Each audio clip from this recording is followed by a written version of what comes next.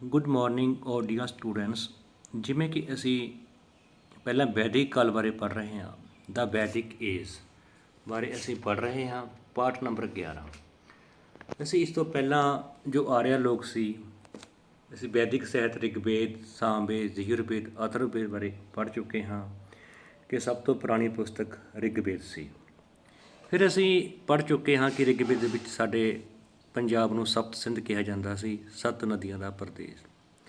ਇੱਕ ਪ੍ਰਸਿੱਧ ਜਰਮਨ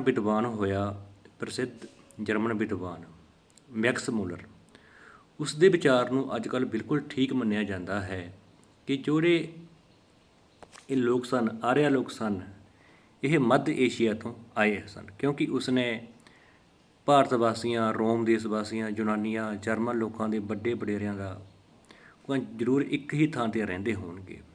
ਉਸਨੇ ਜੋ ਮੈਕਸ ਮੂਲਰ ਸੀ, ਉਸਨੇ ਕਈ ਭਾਸ਼ਾਵਾਂ ਦੇ ਕੁਝ ਸ਼ਬਦਾਂ ਨੂੰ ਲੈ ਕੇ ਇਹ ਸਾਬਤ ਕਰਨ ਦੀ ਕੋਸ਼ਿਸ਼ ਕੀਤੀ ਕਿ ਉਹਨਾਂ ਵਿੱਚ ਕੋਈ ਖਾਸ ਫਰਕ ਨਹੀਂ ਸੀ।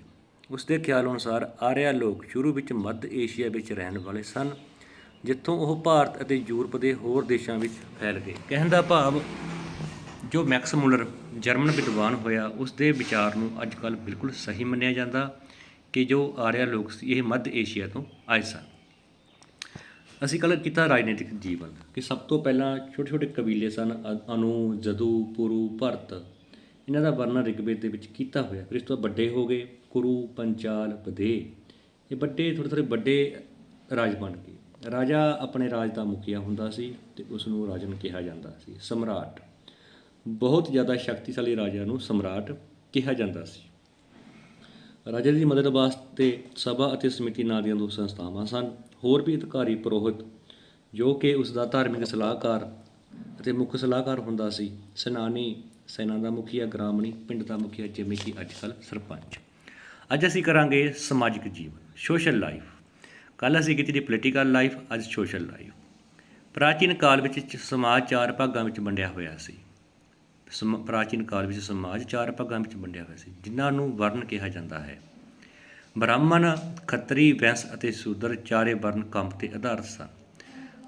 ਕਹਿਣ ਦਾ ਭਾਵ, ਵੈਦਿਕ ਕਾਲ ਦੇ ਸਮੇਂ ਜੋ ਇਹ ਵਰਨ ਸਨ, ਇਹ ਸਿਰਫ ਕੰਮ ਦੇ ਆਧਾਰ 'ਤੇ ਸਨ। ਕਹਿਣ ਦਾ ਭਾਵ, ਜੇਕਰ ਕੋਈ ਵਿਅਕਤੀ ਬ੍ਰਾਹਮਣ ਵਾਲੇ ਕੰਮ ਸਿੱਖ ਸਕਦਾ, ਬ੍ਰਾਹਮਣਾਂ ਵਾਲੇ ਗੁਣ ਪੈਦਾ ਕਰ ਲੈਂਦਾ, ਭਾਵ ਗ੍ਰੰਥਾਂ ਦਾ ਗਿਆਨੀ ਹੋ ਜਾਂਦਾ, ਤਾਂ ਉਹ ਬ੍ਰਾਹਮਣਾਂ ਵਾਲੇ ਕੰਮ ਵੀ ਕਰ ਸਕਦਾ ਸੀ।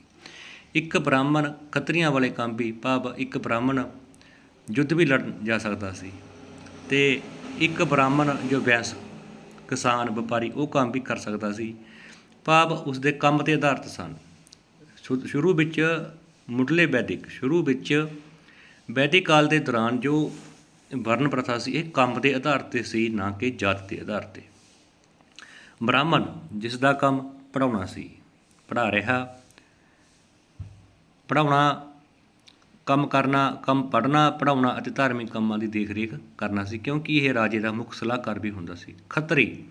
ਖੱਤਰੀ ਕਸ਼ੱਤਰੀ ਕਹਿ ਦੇਣਾ ਜਿਸ ਨੂੰ ਅਸੀਂ, ਯੋਧਾ ਵਰਗ ਨਾਲ ਸੰਬੰਧ ਰੱਖਦੇ ਸਨ। ਕਿਸਾਨ ਅਤੇ ਵਪਾਰੀ ਕਹਿੰਦੇ ਬੈਂਸ, ਦੇਖੋ ਤੇ ਕਿਸਾਨ ਹਲ ਵਾਹ ਰਿਹਾ, ਇਹਨੂੰ ਅਸੀਂ ਕਹਿੰਦੇ ਹਾਂ ਬੈਂਸ। ਅਤੇ ਸ਼ੂਦਰ ਦਾਸ ਵਰਗ ਨਾਲ, ਇਹ ਜੋ ਉੱਪਰ 3 ਸ਼੍ਰੇਣੀਆਂ ਆ ਗਈਆਂ, 3 ਵਰਨ ਆ ਗਏ, ਇਹਨਾਂ ਦੇ ਹੇਠਾਂ ਸੀ ਇਹ, ਇਹਨਾਂ ਦੀ ਦੇਖ ਰੇਖ ਕਰਦਾ ਸੀ, ਇਹਨਾਂ ਦੀ ਸੰਭਾਲ ਕਰਦਾ ਸੀ, ਇਹਨਾਂ ਦੀ ਸੇਵਾ ਕਰਦਾ ਸੀ। ਜਿਸ ਤਰ੍ਹਾਂ 4 ਵਰਨਾਂ ਵਿੱਚ ਖੱਤਰੀ ਬ੍ਰਾਹਮਣ, ਜਿਸ ਦਾ ਕੰਮ ਪੜ੍ਹਨਾ, ਪੜ੍ਹਾਉਣਾ ਅਤੇ ਧਾਰਮਿਕ ਕੰਮਾਂ ਦੀ ਦੇਖ ਰੇਖ ਕਰਨਾ। ਖੱਤਰੀ ਯੋਧਾ ਵਰਗ ਨਾਲ ਸੰਬੰਧ, ਲੜਾਈਆਂ ਲੜਨੀਆਂ। ਕਿਸਾਨ ਅਤੇ ਵਪਾਰੀ ਸ਼ੂਦਰ, ਬੈਂਸ, ਕਿਸਾਨ ਅਤੇ ਵਪਾਰੀ ਬੈਂਸ ਵਰਗ ਨਾਲ ਤੀਜਾ ਵਰਗ, ਅਤੇ ਚੌਥਾ ਵਰਗ ਸੀ ਸ਼ੂਦਰ ਦਾਸ ਵਰਗ ਨਾਲ ਸੰਬੰਧ। ਸ਼ੁਰੂ ਵਿੱਚ ਜਾਤੀ ਪ੍ਰਥਾ ਕਠੋਰ ਨਹੀਂ ਸੀ, ਭਾਵ ਇਹ ਕੰਮ 'ਤੇ ਆਧਾਰਿਤ ਸੀ, ਪਰੰਤੂ ਬਾਅਦ ਵਿੱਚ ਇਹ ਵੰਸ਼ਗਤ, ਭਾਵ ਇਹ ਜਾਤੀ ਦੇ ਆਧਾਰਿਤ ਹੋ ਗਈ। ਕਹਿਣ ਦਾ ਭਾਵ, ਜੇਕਰ ਕਿਸੇ ਦਾ ਜਨਮ ਬ੍ਰਾਹਮਣ ਦੇ ਘਰੇ ਹੋਇਆ ਤਾਂ ਉਹ ਬ੍ਰਾਹਮਣਾਂ ਵਾਲੇ ਕੰਮ ਹੀ ਕਰੇਗਾ। ਜੇਕਰ ਕਿਸੇ ਦਾ ਜਨਮ ਕਿਸਾਨ ਦੇ ਘਰ ਹੋਇਆ ਤਾਂ ਉਹ ਖੇਤੀਬਾੜੀ ਦਾ ਕੰਮ ਕਰੇਗਾ। ਜੇਕਰ ਕਿਸੇ ਦਾ ਜਨਮ ਵਪਾਰੀ ਦੇ ਘਰੇ ਹੋਇਆ ਤਾਂ ਉਹ ਵਪਾਰੀਆਂ ਵਾਲੇ ਕੰਮ ਹੀ ਕਰੇਗਾ। ਭਾਵ ਬਾਅਦ ਦੇ ਵਿੱਚ ਇਹ ਵੰਸ਼ ਹੁੰਦਾ ਸਾਡਾ ਖਾਨਦਾਨ, ਸਾਡੇ ਪੀੜ੍ਹੀ ਦਰ ਪੀੜ੍ਹੀ, ਤਾਂ ਉਹ ਜਿਹੜੇ ਕੰਮ ਸੀ ਇਹ ਪੀੜ੍ਹੀ ਦਰ ਪੀੜ੍ਹੀ ਹੋ ਗਏ। ਭਾਵ ਜਿਹੜਾ ਵਿਅਕਤੀ ਜਿਹੜਾ ਜਾਤੀ ਵਿੱਚ ਪੈਦਾ ਹੋ ਗਿਆ, ਉਹ ਉਹੀ ਕੰਮ ਕਰ ਸਕਦਾ, ਭਾਵ ਆਪਣੀ ਜਾਤੀ ਨੂੰ, ਆਪਣੇ ਕੰਮ ਨੂੰ ਬਦਲ ਨਹੀਂ ਸਕਦਾ ਸੀ। ਇੱਕ ਬ੍ਰਾਹਮਣ ਦਾ ਪੁੱਤਰ ਬ੍ਰਾਹਮਣ ਹੀ ਬਣਦਾ ਸੀ, ਉਹ ਉਹੀ ਕੰਮ ਕਰਦਾ ਸੀ ਜੋ ਬ੍ਰਾਹਮਣ ਲਿਖਤ ਪੜ੍ਹਤ ਦਾ ਕਰਦੇ ਸਨ। ਕਸ਼ੱਤਰੀ ਦਾ ਪੁੱਤ ਦਾ ਕੰਮ ਕੀ ਸੀ, ਯੁੱਧ ਲੜਨਾ, ਉਹ ਯੁੱਧ ਹੀ ਲੜਦਾ ਸੀ, ਉਹ ਬ੍ਰਾਹਮਣਾਂ ਵਾਲੇ ਕੰਮ ਨਹੀਂ ਕਰਦਾ ਸੀ। ਸ਼ੁਰੂ ਵਿੱਚ ਅਜਿਹਾ ਨਹੀਂ ਸੀ, ਸ਼ੁਰੂ ਵਿੱਚ ਤਾਂ ਇਹ ਕੰਮ ਦੇ ਆਧਾਰ 'ਤੇ ਸੀ, ਪਰ ਬਾਅਦ ਦੇ ਵਿੱਚ ਇਹ ਜਾਤੀ ਆਧਾਰਿਤ ਹੋ ਗਿਆ ਸੀ, ਵੰਸ਼ਗਤ ਹੋ ਗਿਆ ਸੀ।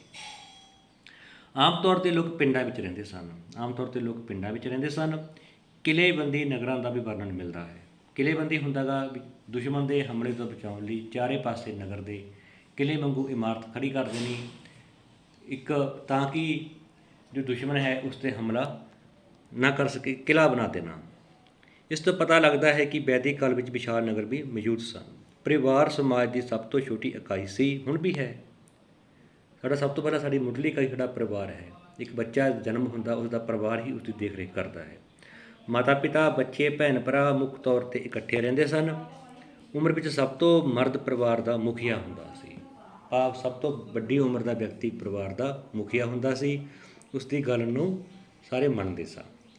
ਵੈਦਿਕ ਕਾਲ ਵਿੱਚ ਇਸਤਰੀਆਂ ਨੂੰ ਸਮਾਜ ਵਿੱਚ ਬਹੁਤ ਸਤਿਕਾਰ ਅਤੇ ਆਜ਼ਾਦੀ ਪ੍ਰਾਪਤ ਸੀ। ਇਸਤਰੀਆਂ ਨੂੰ ਵੈਦਿਕ ਕਾਲ ਦੇ ਵਿੱਚ ਬਹੁਤ ਹੀ ਸਤਿਕਾਰ ਅਤੇ ਆਜ਼ਾਦੀ ਪ੍ਰਾਪਤ ਸੀ। ਉਹ ਆਪਣੀ ਇੱਛਾ ਅਨੁਸਾਰ ਵਿਆਹ ਕਰਵਾ ਸਕਦੀਆਂ ਸਨ। ਉਹ ਸਾਰੇ ਸਮਾਜਿਕ ਅਤੇ ਧਾਰਮਿਕ ਕੰਮਾਂ ਵਿੱਚ ਹਿੱਸਾ ਲੈਂਦੀਆਂ ਸਨ। ਸਾਨੂੰ ਵੱਖ-ਵੱਖ ਕਿੱਤਿਆਂ ਵਿੱਚ ਕੰਮ ਕਰਦੀਆਂ ਇਸਤਰੀਆਂ ਦੇ ਬਹੁਤ ਸਾਰੇ ਵਰਣਨ ਮਿਲਦੇ ਹਨ। ਆਪਲਾ, ਕੋਸ਼ਾ ਅਤੇ ਵਿਸ਼ਵਵਾਰਾ ਵੈਦਿਕ ਕਾਲ ਦੀਆਂ ਕੁਝ ਪ੍ਰਸਿੱਧ ਇਸਤਰੀਆਂ ਸਨ। ਹੇਠਾਂ ਕੁਐਸਚਨ ਆਨਸਰ। ਪ੍ਰਾਚੀਨ ਕਾਲ ਵਿੱਚ ਸਮਾਜ ਕਿਹੜੇ ਚਾਰ ਭਾਗਾਂ ਵਿੱਚ ਵੰਡਿਆ ਹੋਇਆ ਸੀ?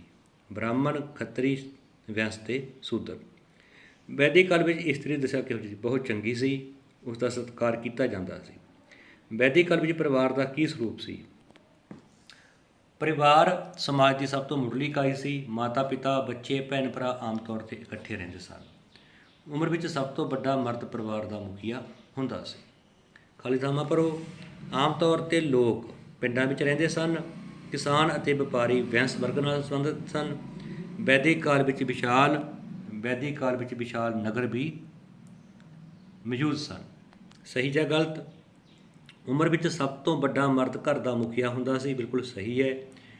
ਸ਼ੁਰੂ ਵਿੱਚ ਜਾਤੀ ਪ੍ਰਥਾ ਕਠੋਰ ਸੀ, ਗਲਤ ਹੈ। ਕਠੋਰ ਨਹੀਂ ਸੀ, ਉਹ ਕੰਮ 'ਤੇ ਆਧਾਰ 'ਤੇ ਸੀ, ਨਾ ਕਿ ਜਨਮ ਦੇ ਆਧਾਰ 'ਤੇ।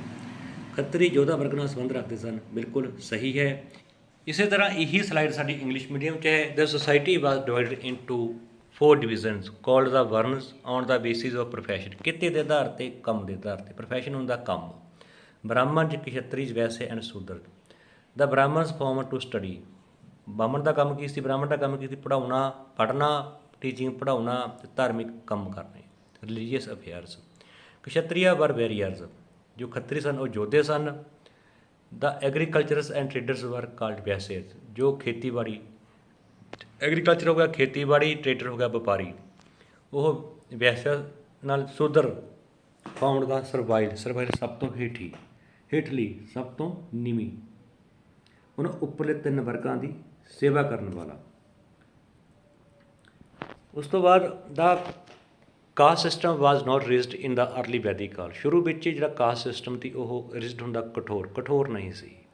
But later it became hereditary and rigid. ਪਰ ਬਾਅਦ ਵਿੱਚ ਇਹ ਹੈਰੀਡਿਟਰੀ ਹੁੰਦਾ ਗਾ, ਪਰਿਵਾਰਿਕ, ਵੰਸ਼ਗਤ, ਜਾਤੀ ਦੇ ਆਧਾਰ 'ਤੇ, ਭਾਵ ਜਿਹਦਾ ਵਿਅਕਤੀ ਦਾ ਜਿਸ ਪਰਿਵਾਰ ਦੇ ਵਿੱਚ ਜਨਮ ਹੋਵੇਗਾ, ਬ੍ਰਾਹਮਣ ਦੇ ਪਰਿਵਾਰ ਵਿੱਚ ਹੋਇਆ ਤਾਂ ਬ੍ਰਾਹਮਣਾਂ ਵਾਲੇ ਕੰਮ, ਕਿਸਾਨ ਦੇ ਪਰਿਵਾਰ ਵਿੱਚ ਹੋਇਆ ਤਾਂ ਕਿਸਾਨ ਦੇ ਵਾਲੇ ਕੰਮ, ਭਾਵ ਉਹ ਆਪਣੇ ਕੰਮ ਨੂੰ ਨਹੀਂ ਬਦਲ ਸਕਦਾ ਸੀ। People lived mostly in villages. ਲੋਕ ਆਮ ਤੌਰ 'ਤੇ ਪਿੰਡਾਂ ਵਿੱਚ ਰਹਿੰਦੇ ਸਨ ਜ਼ਿਆਦਾਤਰ। There are references of fortified cities. ਭਾਵੇਂ ਕਈ ਕਿਲ੍ਹਾਬੰਦੀ ਨਗਰਾਂ ਦੀ ਵੀ ਉਦਾਹਰਨਾਂ ਮਿਲਦੀਆਂ ਹਨ। This indicates that big cities also existed in the Vedic age. ਇਸ ਤੋਂ ਪਤਾ ਲੱਗਦਾ ਹੈ ਕਿ ਵੈਦਿਕ ਕਾਲ ਦੇ ਵਿੱਚ ਵਿਸ਼ਾਲ ਨਗਰ ਵੀ ਮੌਜੂਦ ਸਨ। Family was the lowest unit of the society. Family ਸਭ ਤੋਂ ਛੋਟੀ ਇਕਾਈ ਸੀ।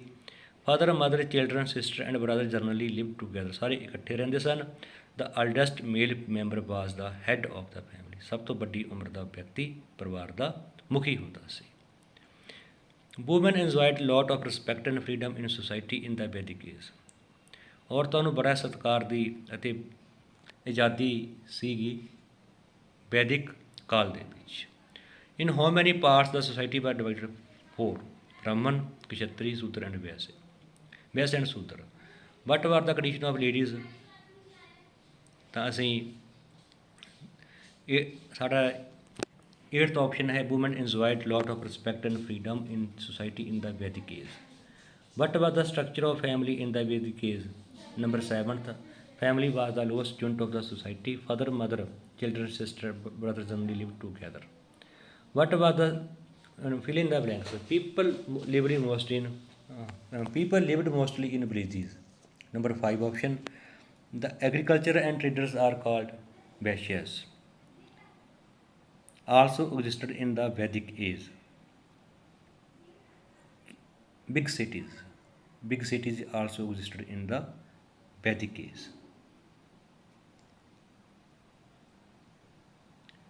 True, false? The eldest male member was the head of the family. True. The caste system was rigid in early Vedic age. False. In the later Vedic or not in early. Kshatriya were warrior class. True. ਉਹ ਬਿਲਕੁਲ ਲੜਾਈ ਲੜਦੇ ਸਨ, ਯੋਧੇ ਸਨ। ਇਸ ਤਰ੍ਹਾਂ ਜੋ ਅਸੀਂ ਅੱਜ ਕੰਮ ਕੀਤਾ ਹੈ, ਇਸ ਦੇ ਕੁਐਸਚਨ ਆਨਸਰ ਅੰਗਰੇਜ਼ੀ ਅਤੇ ਪੰਜਾਬੀ ਮਾਧਿਅਮ ਵਿੱਚ ਕੀਤੇ ਹੋਏ ਹਨ, ਤਾਂ ਜੋ ਵਿਦਿਆਰਥੀ ਆਪਣਾ ਕੰਮ ਕਰ ਸਕਣ। ਅਤੇ ਜੇਕਰ ਵੀਡੀਓ ਵਧੀਆ ਲੱਗੀ ਤਾਂ ਚੈਨਲ ਨੂੰ ਸਬਸਕ੍ਰਾਈਬ ਵੀ ਕਰੋ, ਤਾਂ ਜੋ ਤੁਹਾਨੂੰ ਹਰੇਕ ਅਗਲੀ ਜੋ ਵੀ ਵੀਡੀਓ ਪਾਈ ਜਾਂਦੀ ਹੈ, ਕੋਈ ਕਿਸੇ ਲੈਸਨ ਦੀ, ਕਿਸੇ ਕੁਐਸਚਨ ਆਨਸਰ ਦੀ, ਤੁਹਾਨੂੰ ਪਤਾ ਲੱਗ ਸਕੇ। ਧੰਨਵਾਦ।